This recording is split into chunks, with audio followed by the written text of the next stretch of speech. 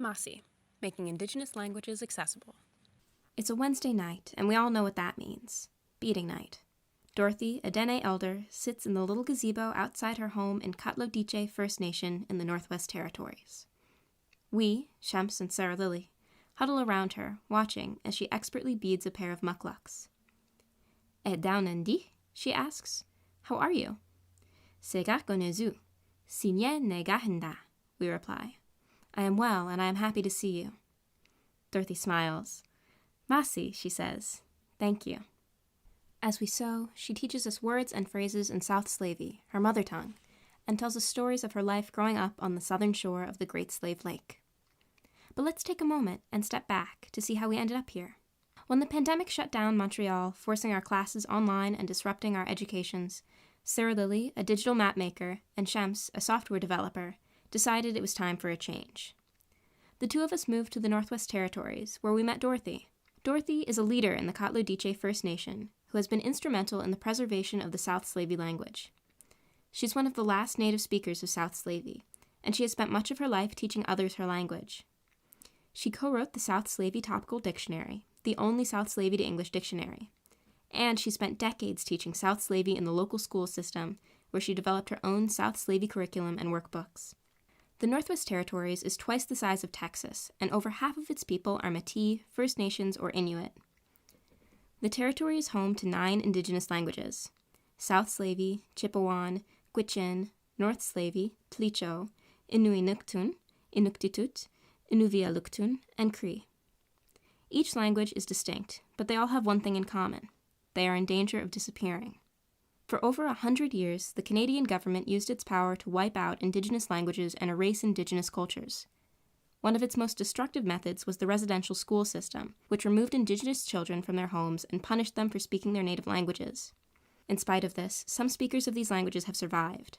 Elders, like Dorothy, are doing everything they can to share their languages with the next generation, but there aren't enough resources available to help people learn Indigenous languages. Languages like French and English have a variety of quality learning tools like Duolingo and Rosetta Stone, but there is no equivalent platform for learning these Indigenous languages. Inspired by Dorothy's work preserving and revitalizing South Slavey, the three of us dreamed up a project that would give people like Dorothy the resources they deserve to revitalize their languages. We want to create a free app that teaches all 9 Indigenous languages of the Northwest Territories. The app will be named Mahsi, after the South Slavey word for thank you. Mahsi will have 3 main components: the dictionary, interactive sentence builder, and interactive story map.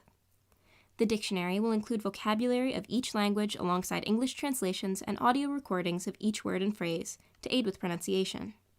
The sentence builder will use short stories to teach grammar and vocabulary. Each story will be presented through a series of games, such as fill in the blank, which will increase in difficulty as the user progresses through the story. Using stories to teach language improves vocabulary retention as well as introducing the learner to the cultural context in which these languages are spoken. The story map will display the geographic distribution of the languages across the Northwest Territories, alongside recordings of local storytellers. When the user clicks a point on the map, the app will provide information on the languages spoken there, as well as a recording of a native speaker telling a story in their language. The storytelling component of the map allows the user to experience the sounds and stories of Indigenous languages.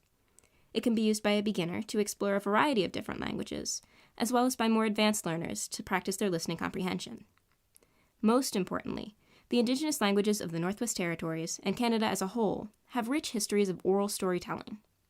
By making oral storytelling a central focus of Mahsi, we aim to honor these oral traditions and provide a platform for native speakers to share this tradition with new speakers. Mahsi will be available for anyone interested in learning the languages it teaches. This includes both children and adults, people who are complete beginners, and those who have already gotten to an advanced level. It will be an excellent resource for people of Indigenous heritage who never had the opportunity to learn their people's language. To create Mahsi, we will seek out partnerships with Indigenous elders, Indigenous band councils, the Northwest Territories government, and the Canadian federal government. Each of these groups has stakes in Indigenous language revitalization, all at different scales. We will aim to collaborate with nonprofit organizations such as the Endangered Language Alliance. As Robin Wall Kimmerer, an Indigenous ecologist and award-winning author, explains in her book Braiding Sweetgrass, when a language dies, so much more than words are lost. Language is the dwelling place of ideas that do not exist anywhere else. By creating Mahsi, we hope to contribute to the revitalization of Indigenous languages, stories, and ideas. Mahsi,